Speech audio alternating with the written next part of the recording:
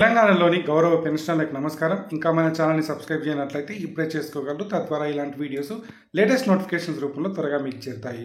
విశ్రాంత ఉద్యోగుల సమస్యలను ప్రభుత్వం వెంటనే పరిష్కరించాలని తెలంగాణ పెన్షనర్స్ ఐకాసా చైర్మన్ కె లక్ష్మయ్య డిమాండ్ చేశారు.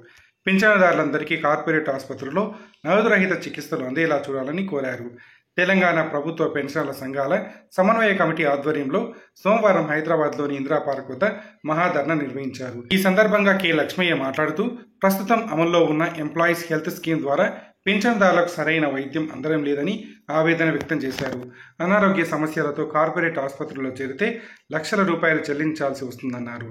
రాష్ట్ర ఉద్యోగుల ఐకాసా అధ్యక్ష ప్రధాన కార్యదర్శులు మారం జగదీశ్వర్, ఏలూరి శ్రీనివాసులు మాట్లాడుతూ, పదవి విరమణ ఆర్థిక ప్రయోజనాల మొత్తాన్ని వాయిదాల్లో కాకుండా ఒకేసారి అందజేయాలని, 5 పెండింగ్ డిఏలను చెల్లించాలని డిమాండ్ చేశారు.